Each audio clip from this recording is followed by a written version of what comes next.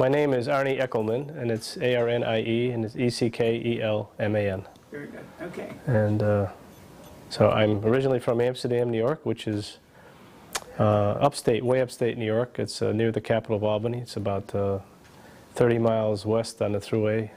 Small little town, about 35,000 people. Was the home of Mohawk Carpets and was kind of a mill town, and a kind of a bedroom community for General Electric. GE was where a lot of people worked. So it was a great town to grow up in. You could walk around, didn't need cars, didn't need, bus transportation was all you needed. So that's where I grew up. Went to a small Catholic high school, St. Mary's, and after I played sports and did all the things that you do in high school, so back then it wasn't all that popular to go to college, and in fact I wasn't going to go to college, and then one of the priests dragged me aside, and two reasons ago. One, I ended up getting a basketball scholarship, and number two, I ended up getting an academic scholarship. So he thought it would be time to go. And my father, I was an only son. I had three sisters. I was kind of in the middle, but the only son, and so I was the first one in my family to go to college. I ended up going to St. Bonaventure University, which is in New York State, south of Buffalo. Back then, they were a huge basketball power, and made it to the Final Four and that kind of stuff. I wasn't on the team then, but in any event, it was a Franciscan-run Catholic school, and they offered me an opportunity with a scholarship, so I took that, and I ended up majoring in mathematics, so I was a math BS in science, got out of there in 1966, and so that was kind of quickly from high school to college. Again, I had three sisters. My mother and father were from that town, grew up there. My father was a professional fireman, ended up being the assistant chief. My mother was a nurse. They were great parents. They taught us a lot of values of hard work and do the right thing. And I had three sisters, so I used to fight with all the time. But the one thing they taught me to do, I'll give them credit for this, and it changed my whole career, both in high school and college, is they taught me how to dance. Now I know that may sound silly, but I was the only guy in high school that could jitterbug, and I got all the dates I ever wanted because I could dance. So I kid them about that. We laugh about it today. We go to weddings, we get together, and we still dance together. So it's kind of it's a neat story, but it's actually true. It was kind of fun. They'd have me in the kitchen teaching me how to dance, and so all the other guys were standing along the wall, and I was out having a good time. So that's. Oldest? I was the third. Okay. I have two sisters older than me. I was an Irish twin. My second one, my sister Nancy, and I were born 11 months apart, so I always kid my parents about that. And then I have a younger sister who was born about 5 years. So I have two of them still live in Amsterdam. My younger sister lives now in California, actually. She and her husband live out there. So we have a big family. They all have kids and grandkids, and we have nieces and nephews, and so that's all kind of fun. When I got out of college, or when I was going through college, I took the ROTC, both the beginning, which is the first 2 years, which was mandatory in those days, at least at St. Bonaventure, and then the last 2 years was optional. You could take it or not. And I chose to take it, one, because they provided some money for you to do that. And I was basically working my way through school. I had an academic scholarship, waited on tables. My parents didn't have the wherewithal to send me. I mean, I know it sounds like everybody says, oh, we know you had to walk through the snow with no gloves. But the point is, we didn't have, back then it was difficult. So I worked, and ROTC offered me a chance to make some money.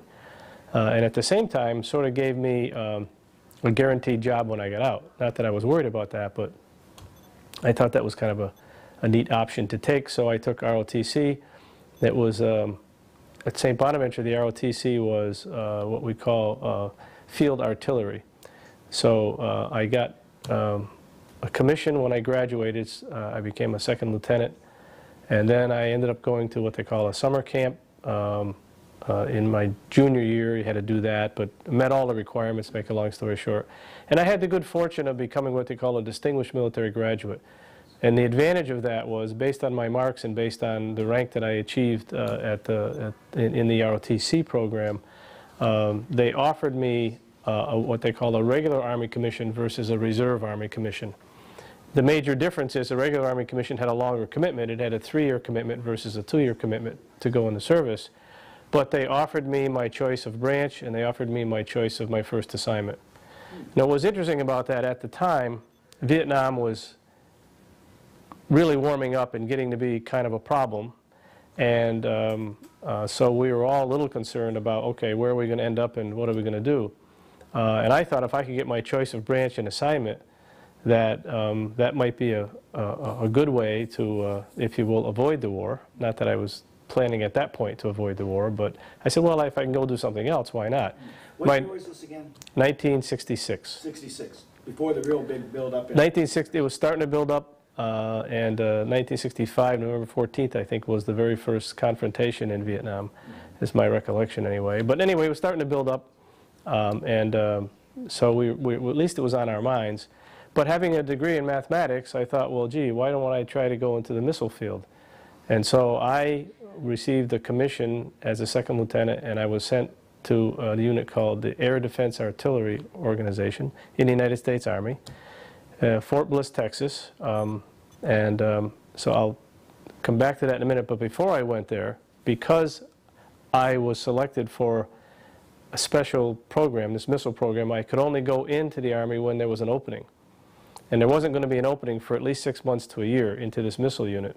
And the Army granted me a deferral, so I had some time on my hands. I was sitting home in the summer doing a summer job, painting houses like I had done for 3 years prior to that. And my father, who was a very disciplined German, said to me, I think you should do something more in line with your education than painting houses. So oddly enough, there was an ad in the newspaper for a math teacher at Amsterdam High School, and I went down the day before school started. I applied for the job. The superintendent, who was also a former math teacher, gave me a test just to make sure I could really do some math. It was kind of silly. He asked me about 5 relatively easy questions, and the very next morning I was standing in front of 5 homerooms and 5 different math courses. I taught geometry, I taught math 11, algebra basically. I had a couple of those classes, and then I taught calculus to the advanced seniors. So there I was, no education courses in college. I never studied to be a teacher, but I had a lot of math courses. I had the background to do it. But the teachers there helped me get organized and all that. So just as a digression, I ended up teaching for well over half a year, and then my orders came through to go into the Army. So in early January, February of 1967, I entered the Army and went to Fort Bliss, Texas, and went through Nike Hercules missile training. And at the end of that training, there was also one other requirement placed on me because I had taken a regular Army commission. And I had to go through either what we call airborne school, parachuting, jump school, or ranger school. Well, I said, well, I'll, go to airborne school. So I went to Fort Bliss, Texas, and I went from Fort Bliss, Texas to Fort Benning, Georgia, 9 weeks of Nike Hercules training. So I did that. And then when I graduated from there, they sent me on over to Fort Benning, Georgia. And after Fort Benning, Georgia, I was going to go to Germany because I was awarded my first choice of assignment. And there were Nike Hercules missile batteries in Germany. But before I went there, I had to go to either jump school or to ranger school. I thought I was going to jump school. But because Vietnam was very big and was growing, the only people that were being allowed to go to airborne jump school at that time were people who had an immediate assignment to Vietnam, which I did not. So they changed my orders and sent me to ranger school at the same place in Fort Benning, Georgia. Little did I know what I was getting into at the time. That was 9 weeks of basically highly qualified, highly specialized training in reconnaissance, in all kinds of difficult situations that you could be placed in, but basically became a specialist in lots of fields. But before you became a specialist, there was just basic training for ranger school, and it was a combination of survival training, mental testing your ability to how much stress you could withstand. It was 9 grueling weeks. Basically lived off the land for 9 weeks, if that's the right way to say it. It wasn't exactly like that, but the first 3 weeks was physical training, all kinds of physical training, running and running and running, climbing logs that they put, you know. So I won't describe Ranger School to you, but basically I went to Ranger School and I left there, and I was had my orders to go to Germany. What was the job of a ranger at that time in the military? Well, it depended. Like, I went to Ranger School, but I never went to a Ranger unit. So, but if you did go to a Ranger unit, you would then go into highly specialized training, and you were it was like the Green Berets, but not. They were really Black Berets and Rangers. A lot of people didn't make that distinction, but they were trained to do special things. It could be explosives, it could be reconnaissance, it could be, you know, all kinds of specialized training, going behind enemy lines, and it was a very, I went through the training because with regular Army I had to go through one or the other, but I ended up, as fate would have it, not ending up going to a Ranger unit because I was qualified in missiles, but I had to go through the school, and I did. So let's see, in that was 1967, in the time frame of around March or April, I ended up being assigned to this Nike Hercules missile in a little town called Karlsruhe, Germany. That's where I went, and the missile site was in a town even smaller than that, about a 35-minute ride called Germersheim, and it was right on the Rhine River in Germany. And so that's, I spent 2 years in Germany of my 3-year regular Army commitment, and those 2 years were spent in what we call a Nike Hercules missile battery. They were placed in Germany as an air defense protection from any foreign planes, foreign missiles that might come toward the United States or toward Europe. And they were, I think this is public knowledge now, but they were armed with nuclear warheads, so it was a very responsible assignment because you could ultimately fire a nuclear warheaded missile. And so we did a lot of very disciplined training. The Nike Hercules missiles were nuclear armed missiles. They were designed to protect aircraft, flying objects, missiles coming in both toward the United States or toward Europe. And so you were required to go through very disciplined training because you had the capability, and I as an officer had the capability to actually push the button of a nuclear warheaded missile. So the training was pretty rigorous, very disciplined, but the flip side is I was stationed in Germany and in Europe, and it was also a pretty fun assignment. We would spend weekends everywhere. We went everywhere, my roommate and myself. My roommate there, or one of my fellow officers, I should say, wasn't really my roommate, but one of my fellow officers ended up becoming my best man. So we became very, very close friends. Had a great time. We traveled to Amsterdam, Holland. We traveled to France. We traveled to Paris. We traveled to southern Germany. We traveled everywhere. I still tell the story. My roommate was a character. He was an Armenian guy who was a funny, funny guy. He's from Lynn, Massachusetts, and we actually, here are two, you know, lieutenants in the Army. We went to Amsterdam, Holland, and went to the Delft Blue pottery factory and watched them make pottery. And we went up there also for the Tulip Festival, which was spectacular. I mean, we went to a tulip auction, and there were, I can't tell you, just thousands and thousands of these gorgeous, gorgeous flowers all over the place. And then we went to this factory. Well, he bought his mother a teacup and saucer. And I laugh to this day every time I see him because he put it in the back boot of his car, and it was there 2 years later when I left. He hadn't given it to her yet. He left it there. So I always kid him when I see him now, when I saw him at the wedding, say, did you ever give your mother that cup and saucer? So we traveled all over Europe. We had a great time, and I was thinking, well, okay, I got 1 more year to go. I'm going to spend it here in Germany, and this is going to be a good thing, and my military obligation will be over, because I had taken the regular Army, not the reserve commission, so I didn't have any future obligation there. And in January of 1969, exactly 1 year before I was to leave, I got a call from a colonel, my immediate boss. At that time, I had become a battery commander, so I was running the whole unit.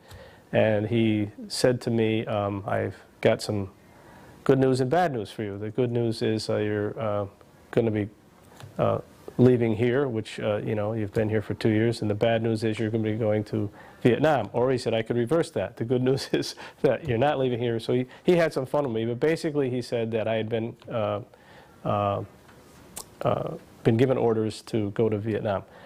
Now, one thing about a regular Army commission, you might say, well, how can they do that? One thing you learned about a regular Army commission was, while they granted me my choice of branch and assignment for 3 years, I also had an obligation to resign my commission before they would let me get out.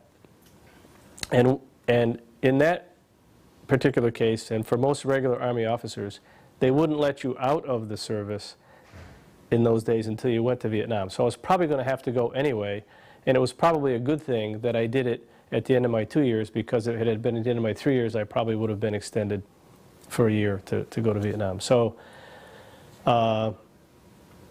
this was in January of 1969. I got orders to go to Vietnam, and he also said, but the good news is I was going to be going, what he said was, to a missile unit in Cam Ranh Bay. And so he didn't think it would be a particularly difficult or dangerous assignment, but that I was to go there. And so I finished my career in, or my tour of duty in Germany, took a 30-day leave and went home, spent time with my family. I was dating someone at the time, so I spent time with her, and just some human interest stuff here. I mean, it was a difficult 30 days. I knew I was going to Vietnam, my parents knew I was going, and it was kind of awkward for those 30 days because everybody was worried about me, and I wasn't that worried about it for some reason. But it was difficult to leave. I remember to this day the scene at the airport when, you know, when I said goodbye and I kissed them all goodbye, I turned around, I walked to the plane, and I couldn't look back because I knew they weren't in good shape, and neither was I. So anyway, it was pretty emotional, you can imagine. And so I went there, and I went to a place called Fort Lewis, Washington, for some interim training. And I thought it was interesting. Here I was going to Vietnam, where they had 2 seasons there, hot and dry and hot and wet. I went to Fort Lewis, Washington, and went through some basic training. You know, we weren't there that long. It was rainy, cold, damp, and they were teaching us how to get qualified on M16s and different types of procedures that you would need in Vietnam. And so anyway, I left there on my birthday, January 23rd, 1969, and went to Vietnam. And instead of flying into Cam Ranh Bay, where I thought I was going, we got diverted because some plane had flared out on the runway, and I ended up going to a place called Tan Son Nhut Air Base, which was in Saigon, just outside of Saigon. And got off the plane, took kind of a military convoy to a little base camp, but it was where all new recruits came into the country. There were 2 or 3 places you could come in. I happened to come into this one in Saigon, in Tan Son Nhut. And you went to what they call a staging area for a few days while you waited for your assignment. Now, I didn't know where I was going to be assigned, so I'm sitting there for 3 days, kind of just waiting, and then I got a call one night that they had just posted my assignment. I went up and looked on a little bulletin board, and they were sending me from Saigon to what they called a little fire base in a town called, a little spot called Chu Lai.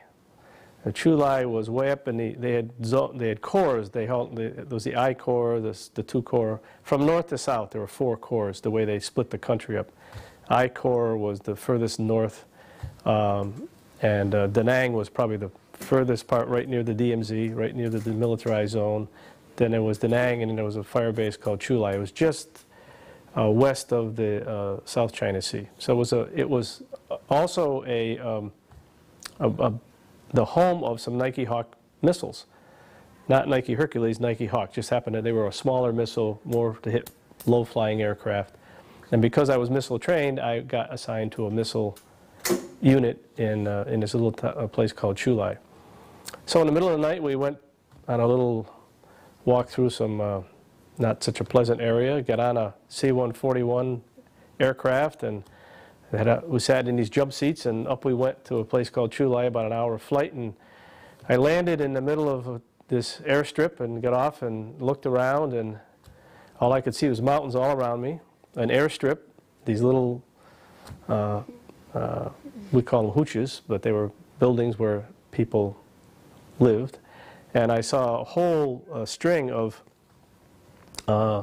Marine A-6 fighter jets. So this also served as a base for fighter aircraft to fly missions out of there over the DMZ, and so it was a pretty good sized location. My first reaction was, wow, this, I'm thinking I'm going to this little base camp. It was quite big, actually. I mean, you could, from end to end, I don't know how many miles it was, but it was probably a good 5 to 10 miles long, and it was pretty wide. And there were several units there. There was Marine fighter planes there. There was a lot of administrative stuff there, supplies, and there was a huge helicopter unit there called the 16th Combat Aviation Group that had all the air support for the 123rd Infantry Division, which was there, and another name for that's called the Americal Division. And I ended up going to the what they call the 6th of the 56th. It was a Nike Hawk missile unit. And my initial assignment there was to run a missile battery like I had done in Germany, just a different type of missile and different circumstances. But we had our own quarters to live in. We had a place where we ate. We had a little bar for ourselves at night, and I wasn't going on any combat patrols. I wasn't doing any of that. I was just staying in the base camp. It was pretty safe. Not a lot going on there, except every now and then you would get what we call these rocket attacks. So I'll come back to that because that's an interesting experience which I still remember to this day. But so working in a Nike Hawk missile unit for almost 6 months, doing kind of routine. You know, we'd start. There were automatic 12-hour days, 7 days a week, no time off. So you get up every day, and you know, in a hot and dry season it was beastly hot, in a hot and wet season it was beastly hot. And in our little hooches where we lived, in the hot and wet season, in order to keep stuff from getting moldy and everything, you would actually have your clothes in a little, you built yourself a little closet, but we had generator operated lights like this, and the lights is what would keep the mold from growing. So everybody had these little lights, and it wasn't the best living conditions, but the food was pretty good actually. We had a mess hall. It was actually not a particularly a bad assignment. But then my first experience with, I guess, the war itself, the previous year on the Lunar New Year, there was in 1968, there was a thing called the Tet Offensive. And that was a huge attack where the Vietnamese really unloaded a lot of munitions and had ground attacks, and it was a pretty bad scene in terms of attacks in the American compounds. And I was there for the second one. It was in February, and the Lunar New Year was literally at midnight after their holiday season ended, basically. We were prepared. We had these bunkers, sandbag bunkers, and we were all on what we call high alert. And so we all went into these bunkers and preparing for, we thought, well, maybe they won't do a second one because they did one the year before, but we had to be prepared anyway. And lo and behold, they did another one, and that got my attention for the first time in terms of, hey, this is a pretty serious situation. We had some people came through the compound. They got inside our compound, and there was a lot of fireworks and stuff like that. So that was my first real exposure to saying, hey, this is pretty serious stuff, and but we got through that and it got past that. So were the people regular NVA or were they Viet Cong? A little of both. What was difficult is you didn't know sometimes, and we were just trying to protect our compound, and what we believed that where I was there, what they were trying to do in particular was to blow up the aircraft, the Marine fighter aircraft. They weren't necessarily after our missiles per se, because but but so they'd come in and they would try to blow up the aircraft that were there. So you know, that's an experience that I had never had before, obviously. So that was we were all prepared for it, and we were pretty highly trained. And the only other exposure that I'll talk about there in terms of you know, actually combat for my first 6 months was I mentioned these rocket attacks that we used to get. The rocket attacks were we were kind of at the base of a mountain range, and you've all heard about the tunnels that the Vietnamese would dig, and they'd come up out of the tunnels, and they would send in these rockets that were designed to detonate above the ground. And so out of the clear blue, we would be put on, we'd hear a siren blow. If we knew they were coming in, we'd blow a siren. Sometimes we knew they were coming, sometimes you didn't, but you could hear them coming because they made this, really, this god-awful screeching sound. That's the only way I can describe it. And when it came in, as soon as you heard the screeching sound, you just hit the deck. You had flak jackets, helmets, and they weren't that dangerous if you had the instinct to get down and get covered up, but they would detonate above the ground and just throw shrapnel all over the place. And so that was just an uncomfortable experience, but you got conditioned to learn how to deal with that. And unless there was a direct hit, you were pretty safe. I mean, so and they were always random. They didn't have any. They weren't guided, or I mean, they just come flying in, and you never knew when they were going to come in the middle of the night, during the day. But you usually had enough time to react.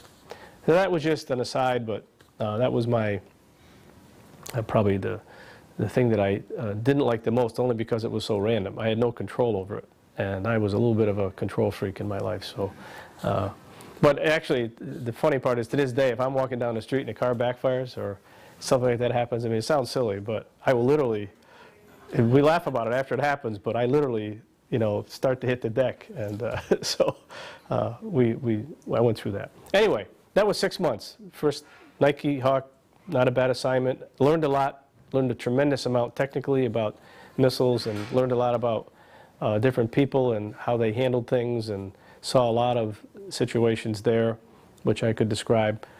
Made a lot of close friends there. And then You're still a lieutenant at this point? I was, no, that's a good point. I was, at this point, I had been promoted to captain. I was appointed a captain when I went over there. And in fact, I got my captain's bars the day I arrived in Vietnam. So a colonel by the name of Colonel J.A. Richard Girton, I'll never forget, he had a very interesting name. He pinned my captain bars on me and said, "Welcome to the Hawk Missile Battery," and took me around and introduced me. And I made a lot of close friends there. We were very tight, very close-knit group. Anyway, about June of that year, there was a decision to start winding the war down. And our unit, because we were a missile unit and didn't really, there wasn't an awful lot of any use of the missiles. In fact, we never fired one over there when I was there. They might have when I wasn't there. But so our unit was the first unit to be redeployed back to the United States. And so I'm sitting there saying, "Oh man, I can't believe how lucky I just got. I'm only here 6 months and I'm going home."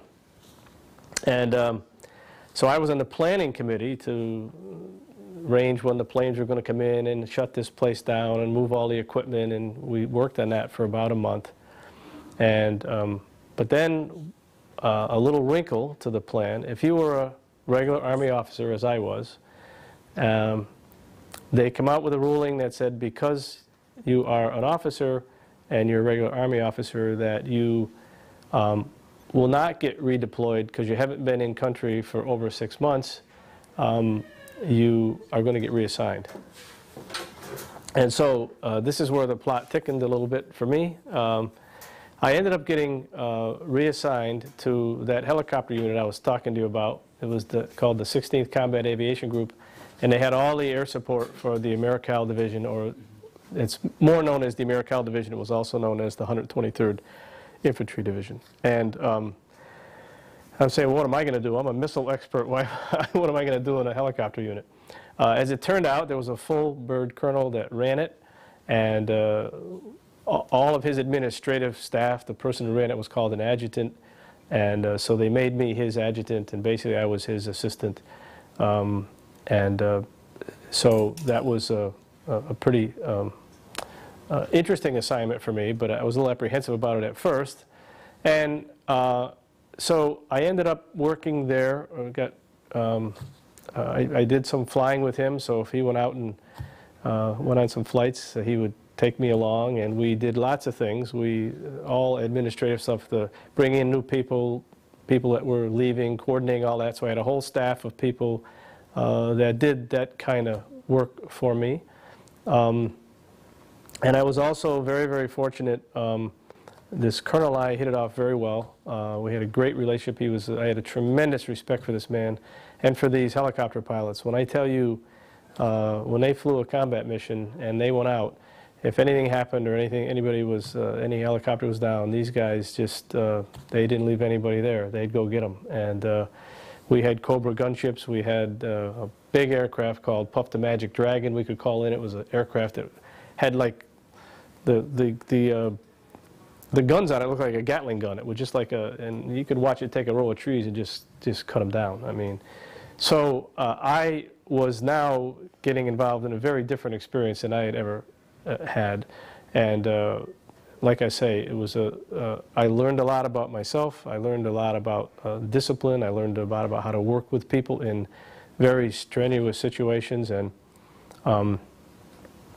one little digression, which maybe this is a good place to talk about it, was that we also had a perimeter defense. We had the barbed wire and claymore mines and all this to keep people from coming in.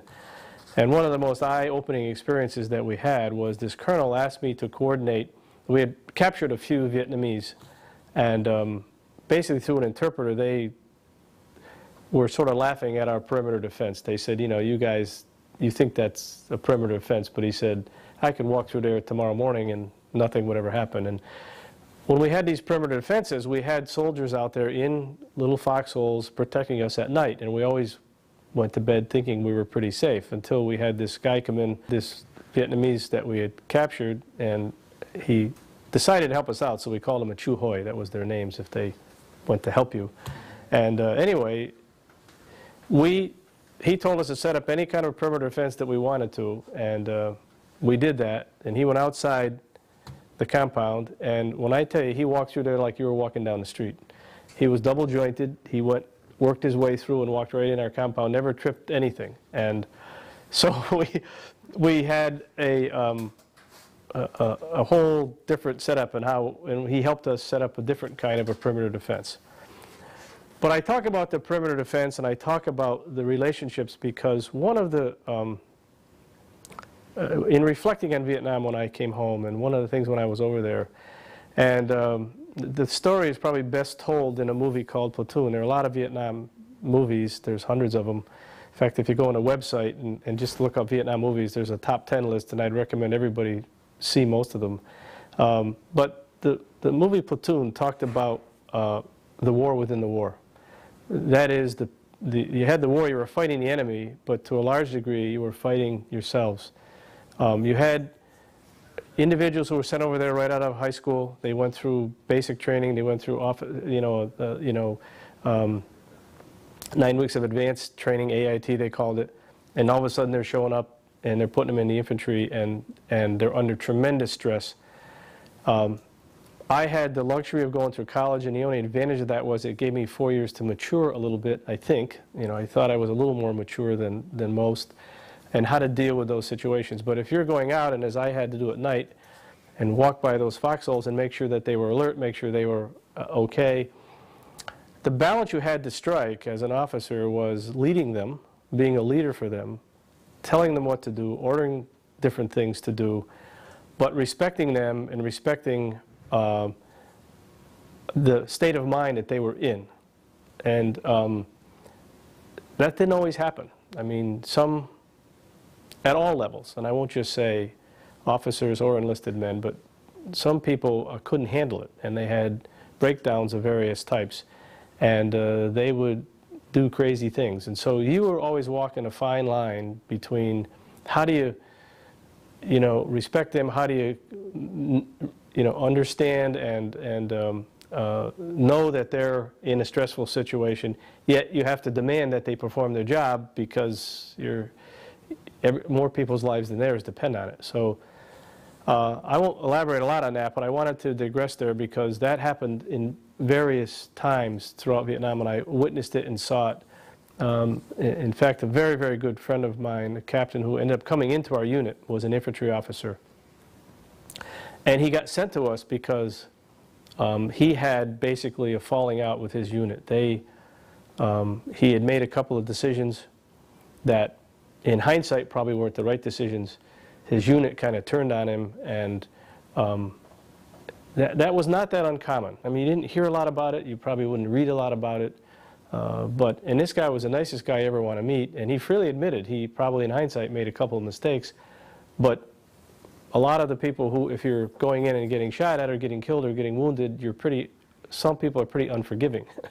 And so it was always a fine line to walk there. And I saw that more in the infantry unit I went to than I did in the Hawk missile unit. So that was an eye-opener for me and something I really have thought a lot about. And I also, just at that time, started thinking a lot about leadership and what leadership really meant. And I'll come back to that at the end because it really helped me later in my career. But it was at that point that I'm saying, you know, leadership just isn't about giving orders and telling people what to do. It's, you know, it's all about what I call authority and authenticity. And you had the authority because they put 2 bars on my shoulder and called me a captain. So, but the authenticity part, and it applies to both military officers and leaders in business, and I'll come back to that. But my point is I spent time there thinking a lot about that. I mean, what did it mean to me? What was I really doing this right? Was I prepared to do this? Are there other things that I could do for these individuals to make them as good as they could possibly be? You know, I used to have a favorite expression over there, and I use it all through my business career. I used to say, how good can we get? And it's an interesting way to ask a question because it implies that you're pretty good already. But I always use that term. And I used to say to these, I say young kids, I was 22 at the time, so I wasn't all that old, but I'd say, you know, hey, look, I know you're in a difficult situation here. I know you don't like being here. I don't like being here. But how good can we get at what we do? You know, how professional and how good can we get? And so it got to how much more training could we give them, how much more you know, skills that they could use later in life. And so we get into a lot of that in the spare time that we had. So anyway, I was in this helicopter unit, the 6th to the 56th, or the 123rd Infantry Division, and I spent my last 6 months there. And just before I left, this was a real crossroads for me. I was getting ready to go home. Exactly 1 year later, on my birthday, I got the orders. I had about a month to go, and this Colonel Townsend approached me and said, I'm going to make your life very difficult. He said there was a 1-star general who ran the AmeriCal division who was looking for a general's aide. Now, in the military, if you're thinking about making the military a career, a general's aide is a nice assignment to get. And they sat me down and they made me an offer to become a general's aide. And that's not, I'm not saying that for egotistical reasons, but there's a purpose for it. It's just that they also offered me to go to the graduate school of my choice, and one of the schools was Duke University, to get a master's degree and then go to what they call a career course in a different organization, to the United States Marine Corps career course. But in order to do that, I had to give them another 8-year obligation to stay in the service. So they were trying to tempt me to make the military a career, not tempt me, but they were offering me a very nice opportunity. I walk away with a master's degree, I get an inter-service assignment, and probably on a path to move well up into the ranks of the military. And so I only had about a month to make up my mind, and I had so planned on getting out and doing other things. I wasn't sure if I was going to go back to teach math or if I wanted to go into business. I wasn't sure what I wanted to do. But there were so many other things that I wanted to do. But it was very, very tempting, to make a long story short. And I ended up saying no, and then I got asked to go see this general personally because he couldn't believe I was saying no.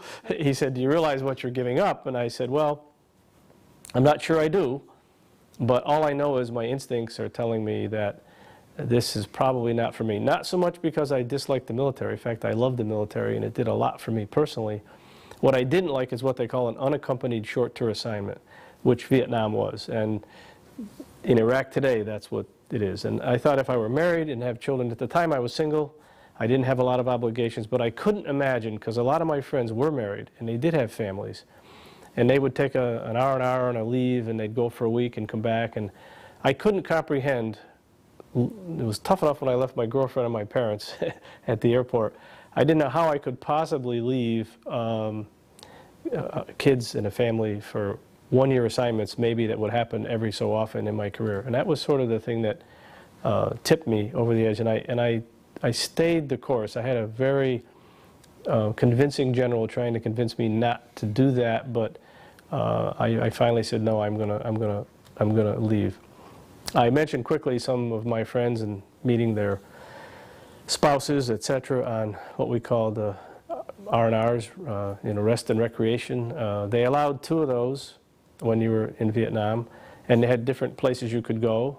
I ended up going to Australia for one of mine, which was an interesting experience, and ultimately ended up having an Australian exchange student stay with us and stay with my son, and to this day we're best of friends. I ended up in Hong Kong on the other one, and that's another fascinating place. It's about 1 square mile with about 1 million people per every square mile. It's a very small place.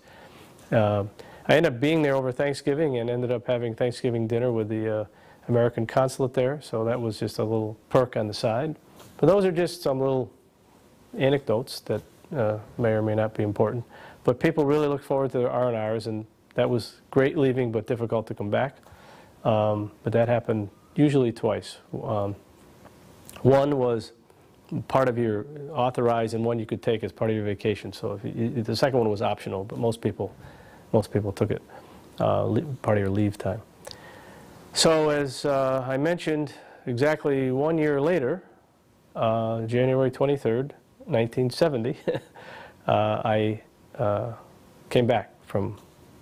We left Chu Lai, flew back down to Saigon, and stood in kind of a pen waiting for this plane to land, because they had chartered aircraft then, not military aircraft, that brought troops in and took troops out. And they were required to only be on the ground less than an hour because of the concern that they would be rocketed or attacked. And I guess I must have looked the same way the year before, but here these young recruits are all coming off this plane for a year tour in Vietnam, and we're getting ready to go on the plane. I said, gee, how much did we really look that way a year ago? All green recruits coming off the plane, probably scared to death to know what was going on. But we all got on the plane, and the flight attendant, in spite of their best efforts, said, now we're going to be taking off. You need to buckle up quickly because we can't be on the ground for very long, and I want you to stay buckled up for as long as you can. Well, that didn't last very long. As soon as the plane lifted off, we all stood up in the aisles and just started cheering and clapping and high-fiving. It was an exhilarating experience. That's the only way I can describe it. And even a pilot came on and said, I'm going to ask you all if you could take your seats, but he said, I'm not going to push very hard. And they served the champagne, and we were all celebrating that. And I think celebrating for lots of reasons. One, we obviously made it through safely, and a lot of people didn't.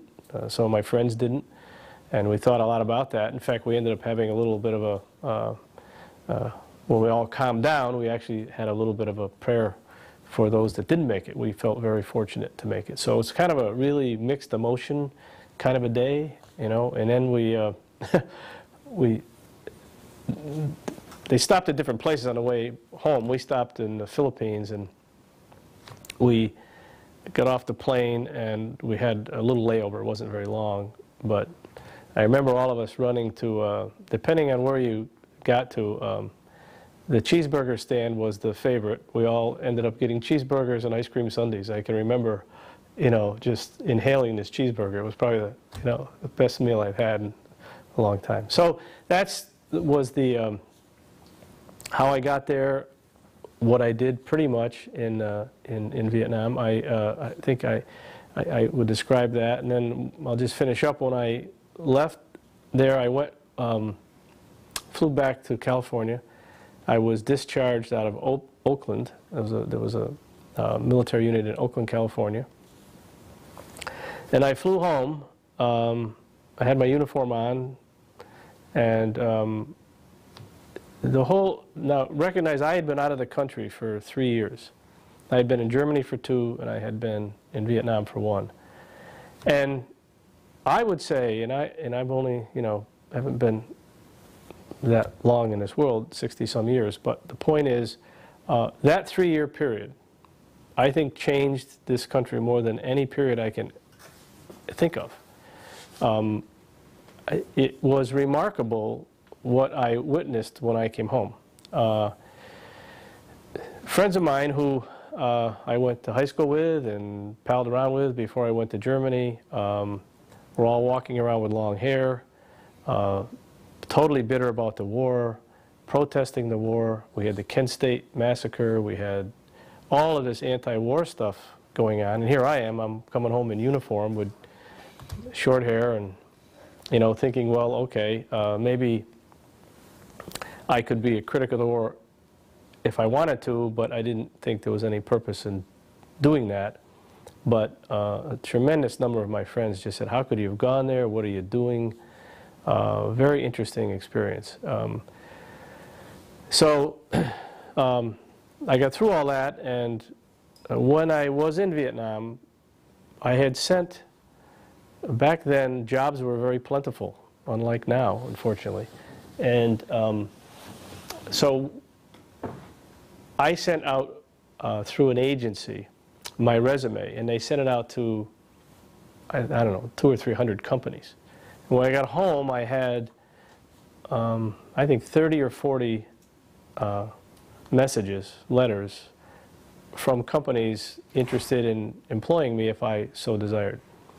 So in a very short period of time after I got home, I started looking for work. I thought that would be the best thing to do. They had kept my teaching job, but I had decided at that point that I wanted to try something else.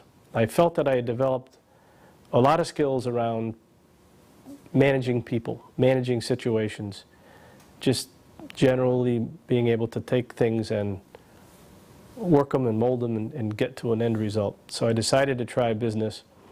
I went for several interviews. Some that come to mind, I went to the Gillette razor company. My number one choice was I went to be interviewed by the New York Mets to be their statistician, and I didn't get the job, so I was crushed about that, but I learned how to deal with adversity, so I didn't cry about it for too long. I ended up getting hired by New York Telephone, and they put me in what they call a high-risk, high-reward program, meaning they hired me right into management. If at the end of 1 year they felt that there was a match, I could stay and move into middle and upper management, and that's what I ended up doing. And I'll come back to that in a minute, because I just want to end by sharing with you some of the things that I think that I learned, and the disciplines that I learned, and the leadership I learned in Vietnam to help me in my career. So that's the only tie-in to Vietnam. And it might not be Vietnam per se versus the military, but as a digression, I also go back to how I was welcomed back. I ended up dating someone else when I came home, and this is like in April or May now that one of my best friends married a woman whose best friend is now my wife, but at the time she was a senior at a college called Skidmore College in Saratoga, New York, and they fixed us up on a blind date. And of course I go up to the college campus to pick her up, and the first thing she takes me to is a war protest on the campus. And here I am with peg pants and a brush cut, or what we call the crew cut, I don't know what you call them today, but and I must have looked like the geek from who knows where, but here I come, math major, pencils in my pocket, and so, and Jane Fonda and the whole, they were showing war protest movies, and so before we were out downtown Saratoga for a couple of beers and whatever, just a very informal date, she takes me to this and brings me back to her suite at the end, and all these kids are there questioning me, like, how could you, you know, what was it like? You know, but to some degree they were actually kind of fascinated by it, like, you actually did this, you know, like, we wouldn't even comprehend that, but you actually did it. So I spent a long night with them. They were actually fascinated by what it was about, what it, you know, some detail around it. So that was an aside.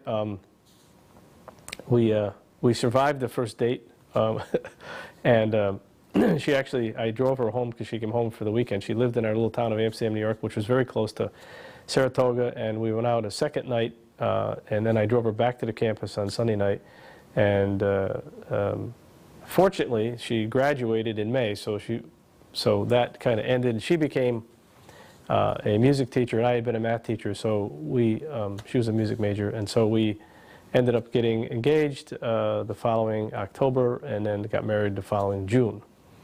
And I'll finish the family story. We've had 2 children since then, my son Eric, and I have a daughter named Marnie. And my son, as I mentioned to some people here, is a writer and a director for MTV, so he thinks he has the best job in America, and he's done very, very well. He's very funny, very creative. He's a musician as well, and I don't know how he knows what he knows, but he makes me laugh. I mean, he's really a funny guy. And my daughter, she went to, my son went to Bates College in Maine, my daughter went to Colby College in Maine, so I had 2 maniacs, but small liberal arts schools. My daughter spent her junior year in Spain in a little town called Salamanca. She is a certified expert in Spanish interpretation and translation. She has no English accent whatsoever.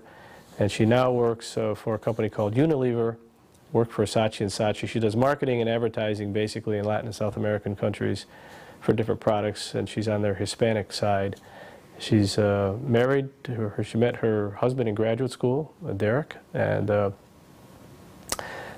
he was getting an MBA in finance, and she was getting certified to do Spanish. But anyway, I have a little granddaughter named Taylor, who's a laugh a minute. She's about 2.5 years old. She's expecting her second child, and my son's mercifully in a long-term relationship, so my wife keeps reminding him that it's okay to get married, but he hasn't crossed that bridge yet. So that's kind of a little bit about the family, and then I'll just end a little bit with my career and tie it back to, I think, lessons that I learned in the military. Maybe that's a good way to end it up.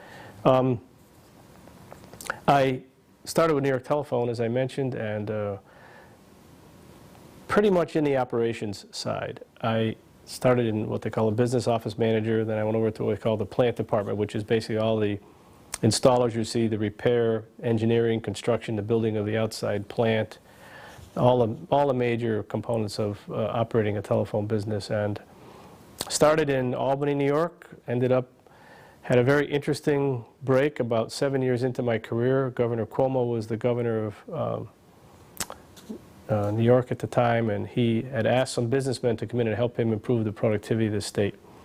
I got interviewed within the company for that assignment. I got that assignment and spent a year basically working on a special assignment for the governor, and that turned out to be a fascinating assignment. I ended up putting a whole new fleet management system in for them, how to, with all the different 30-some agencies in the state, bringing all their cars under one way to maintain their cars and to depreciate them and things that they had never done properly, and had an 800 number where they could call in anywhere from the state and get services at a 15% discount that I negotiated with the nationwide carriers like Firestone and those kind of places. So that was another side, but again, the recognition that I ended up with in the military, of that being able to just give me a project and I can figure it out, that discipline. So went, after that assignment, got reassigned to New York City, to Manhattan, working through the ranks, became the general manager of Manhattan, and then a few years later was fortunate enough to be made an officer of the company, elected by the board, and ended up being the chief operating officer, EVP, and COO of what was then 9X, because we had merged, New York Tel had merged with New England Telephone and become 9X. And so I became the chief operating officer of that entity, and then we merged with Bell Atlantic, and I stayed in a similar job, and then we bought and merged with GTE, which was General Telephone Company, and We changed our name to Verizon, and I basically had the same job there. I retired from there a few years ago. My last assignment there was when 9/11 hit and the World Trade Centers all came down on top of our buildings. I was one of 4 people in charge of the operations of putting that back together. I was in charge of putting Wall Street back together, basically. And that was another story in and of itself, which I won't take you through here today. But within my career, and the advice I would have for anybody is that this whole idea of knowing who you are, trying not to be someone who you aren't, no matter what your skill set is. Whatever you're born with, go with it. And because in my view, hard work and knowing who you are and maximizing who you are is what pays off the most. It doesn't matter how smart you are, whatever you've been gifted with. It could be athletic skills, it could be music skills, it could be math skills, it could be media skills, whatever it is, just maximize it and be authentic about it, and don't try to be someone that you're not. And I saw a lot in Vietnam of individuals who, in many cases officers, who because you put a bar on them, they were trying to be more authoritative than they needed to be, and they weren't listening and they weren't observing what was going on around them. And it used to, I used to try and coach them and teach them, say, look, there's more to it than just having the authority. And so I come up with this idea that leadership was about both authority and authenticity. So I had drawn the conclusion that to make any change on anything, whether it's change in business or change in something you're trying to do, that 2 ingredients needed to be necessary, and that was authority and authenticity. And most cases, like in my case, in the job, I had the authority because in Vietnam I was a captain, in a telephone company I was the chief operating officer. So most people say, wow, if you just say do it, they'll do it. Well, you find out that doesn't work, in anything. And so you needed this thing called authenticity, which I won't spend a lot of time describing here, but basically it's multifaceted, and it forces you to look at things in many different ways. And so I spent an awful lot of time thinking about that. And I'll tie it back to the military because I thought the most authentic leader ever, and the person that I spent a lot of time reading about and studying, was George Washington. He was a remarkable individual in military sense, in the business sense, the fact that he was our first president. His authenticity was so unbelievable, and the different things and the way he, would say, you're at the center of the spoke, but there's a lot of people on the outside, and so you need to know when to move in and when to pull out, and when to move in and when to pull out. And you really have to work hard at it. And I actually had that experience when I was in Vietnam. It's when it first started, when I saw all the conflict that was going on, the war within the war, as I called it. I started to think, well, gee, if I can influence these individuals here to bring them to a different place, maybe I can do it in the business community, in the business world. And I think I was reasonably successful doing that. We had, in that spoke around the wheel, we had all kinds of things. If you think of telecommunications, the first thing you have is a board of directors. You have customers, you have share owners, you have unions, you have employees, you have regulators. And so all of these organizations have to be managed in a way that makes it all come together and allow you to move the corporation from here to there.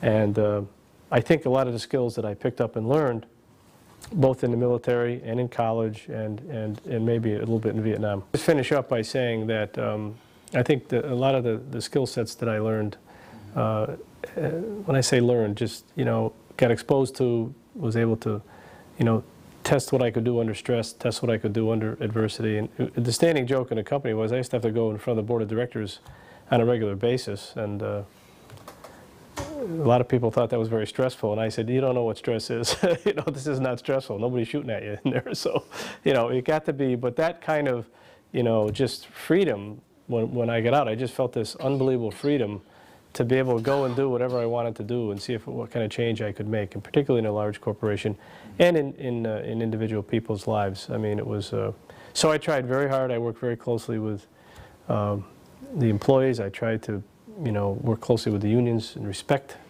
those people as for what they were doing and what they were trying to do. So this whole idea of respect for the individual and knowing who you are and trying not to be somebody else, that's kind of the lesson I took out of Vietnam and in the military. So, look, I'd sum it up by saying, for me, it was a positive experience. You know, you get involved in situations sometimes where you don't like what's happening, and you can either be a victim of it or you can be positive about it and learn from it. And I just decided that I wasn't going to be a victim. You know, I was going to do something with it, have it become a positive experience, and if it worked out, fine. If it didn't, fine. But I wasn't going to go into it being critical of everybody and everything, because that's wasted energy. I see it a lot. I see people do it. I saw it in business. I saw it in the military. Some people complain the whole year they were over there. I don't think anything constructive happens with that in your life. So my advice would be just whatever situation you're put in, just say, okay, I'm going to make this some kind of a positive experience. And that's kind of where I would probably end. Can I ask you one question, sure, just to finish up? Yeah. If you could change one thing in your military career, what would it be? Change one thing. Or change anything? I don't know. I'd have to think about that. I'm not sure. I didn't, you know, I guess I was going to say that I might have thought a second time about making the military a career. I've always thought if I did that, this is going to really sound crazy, but would I be like maybe in a position of authority now in Iraq, for example? I mean, I don't know, but assuming that I could have had a decent military career, I've often thought about what would that have done and how would my life have changed? It would have changed completely. My family situation would have changed. I don't know, the kids would have been traveling all over the world on different assignments. So I've thought about that. I think about that a lot. What, you know, because it was a very interesting offer, a very nice offer, and the fact that I turned it down was, I don't think I'd change it, but I don't know. I've thought about it a lot. Other than that, you know, look, it was 3 years. There wasn't a lot of things that I would think about changing, you know. I enjoyed my first 2 years in Germany. It was tremendous. We had a great time over there. And my experience in Vietnam, while it was uncomfortable, looking back on it, I'm probably better off for the experience. I know I saw a statistic getting ready for this interview, actually. I was looking at all the statistics in Vietnam. Some would shock me. I guess I didn't realize 58,000 people died there. But I also saw a statistic that said, when interviewed, 87% of Americans actually supported the war and still do. And that's a pretty high number. It's higher than I thought it would have been. And so, you know, and I would probably be one of those. I mean, it was, most people would say it was a war we shouldn't have fought. You should never go in and fight a war you don't really want to win. And maybe we saw some of that recently here with Iraq. But at the time when we were in it, we didn't think of it that way. I didn't think of it that way. You know, it became clear in hindsight that maybe we shouldn't have been there, and we kind of cut and ran in the end and all that. And you look at the movie Fog of War, which is McNamara's book, and how he came out at the end and said all the things that we shouldn't have been there, and you kind of say, whoa. But, you know, I don't know. It's, I didn't think of it at the time as something that I shouldn't be doing, you know. Although a lot of my friends did, as I mentioned, that 3-year period that really was incredible. Anyway, I don't know if that's helpful. You know, very much so. I mean, okay. This is great. You know, Yeah. you know, for kids and everything, we'd like to thank you for your service. Well, that's you know, fine. to your country, and you know. Glad to do it. Glad to come over. You know, my wife actually had misgivings about me coming over because she won't let me watch any Vietnam movies. Because you know, you get a little. It's brings back a lot of. But I feel very fortunate. I never had too many problems with it. I still am very close friends with some individuals from Vietnam today. In fact, a guy called me 2 nights ago. And he's here in Florida. I don't know how he got my number. But some of my friends that I correspond with, they worked for me. And part of these people that I tried to help, and they've had significant issues, you know, nervous breakdowns, depressions. We still correspond, and I email this one guy. I've been doing it for years. Some have ended up with, you know, physical ailments, the Agent Orange stuff. So there's a lot, you know. In fact, we're getting ready for this. I actually wrote down 5 or 6 themes that I would think would characterize the war. One was the war within the war, which I described to you. Another one was the war that won't go away. You know, and in my particular case, it went away faster than with most. But my roommate from college, a guy named Dr. Charles Riley, he's he's a psychologist who dealt with war veterans and their problems and issues. And he and I had a lot of conversations about, and I told him a couple of times about my dreams that I had. And he said, I can tell you what you're dreaming about. I said, well, how do you know? I haven't told you. He said, I know what you've been. And you know, you have a lot of, there's a common thread of like a faceless person chasing you.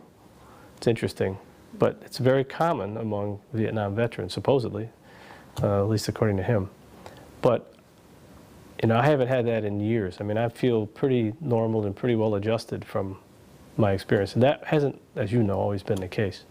It's a very that's the kind of the dark side of Vietnam, which is difficult to, you know. So I actually thought about going back there on vacation, and my wife said, you know, don't do that to yourself. It's not worth it. So I haven't done it. In fact, that's why I agonized. And I know there were some people where I live now who didn't come and do this interview for just that reason. They said they can't deal with it. Yeah. You know, now they were in a much more difficult situation than I was.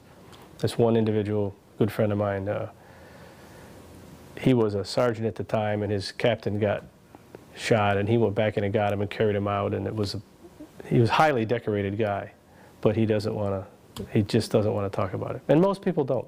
And because it's awkward when people say, well, do you think you were a hero or stuff like that? You know, none of us did. I mean, we're just there, we're just doing our job. I took our OTC, you got to go to Vietnam, okay, I'll go.